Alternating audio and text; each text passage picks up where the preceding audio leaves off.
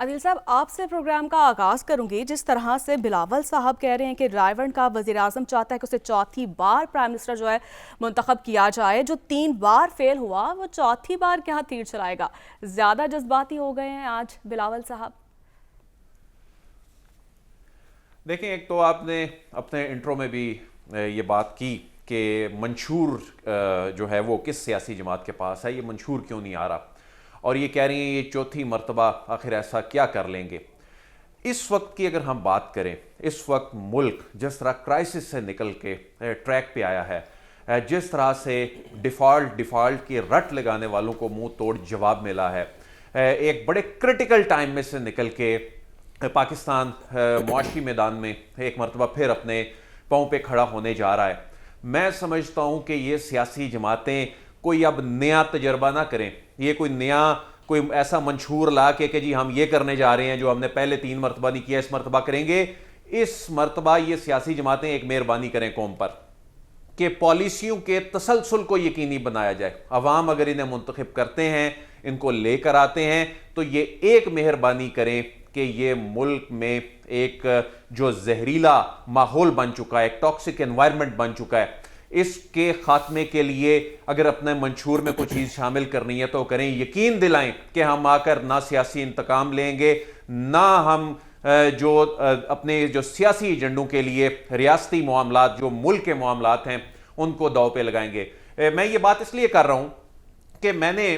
گزشتہ 2 روز سے ایک ایونٹ اٹینڈ کیا۔ یہ انڈسٹریل مشاورتی کونسل ایک بنائی گئی SIFC کے یہ شیلٹر تلے۔ اس میں کیا بات ہو رہی تھی؟ پاکستان کے بڑے انڈسٹریلسٹ بیٹھے تھے، اس کو گوہر اعجاز صاحب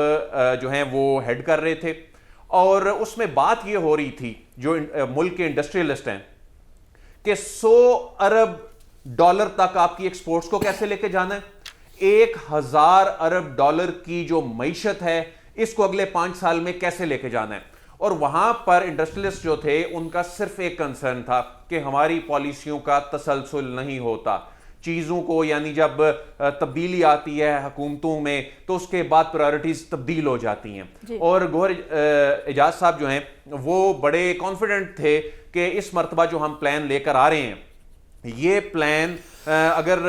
کامیابی سے اس پر عمل درآمد شروع کر دیا تو واقعی اگلے 5 سال میں ہماری معیشت جو ہے وہ 1000 ارب ڈالرز تک، اور ہماری ایکسپورٹس 100 ارب ڈالر تک لے جانے میں ہم کامیاب ہوں گے۔ یہ مہربانی کریں سیاسی جماعتیں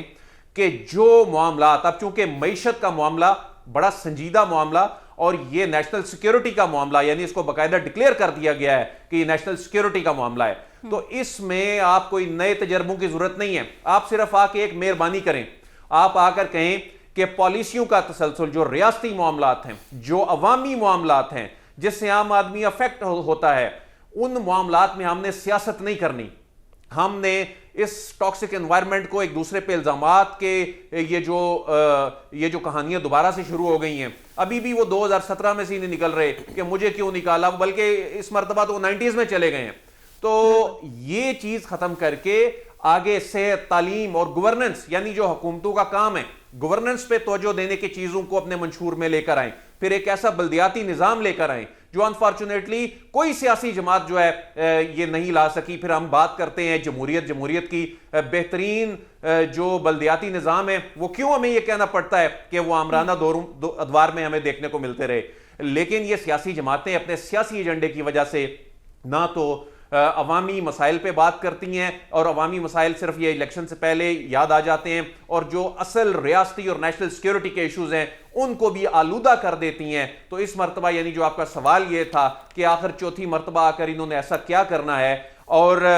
جو آپ نے اپنے انٹرو میں بھی کہا کہ یہ جو منشور ہے، ان میں منشور میں ہمیں کسی چیز کی ضرورت نہیں ہے، صرف آ کر اس بات کی یقین دہانی کرا دیں کہ پالیسیوں کا تسلسل جاری رہنا چاہیے۔ جو چیزیں ہم ٹریک پہ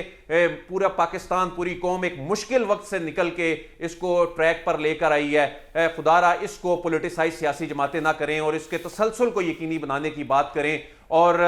کوئی عوام کی فلاح و بہبود کی بات کریں، تو میرا خیال ہے کہ ہمیں ان کے بہت بڑے کو منشور کی ضرورت ہی نہیں ہے۔ بالکل آپ کا پوائنٹ آ چکا ہے۔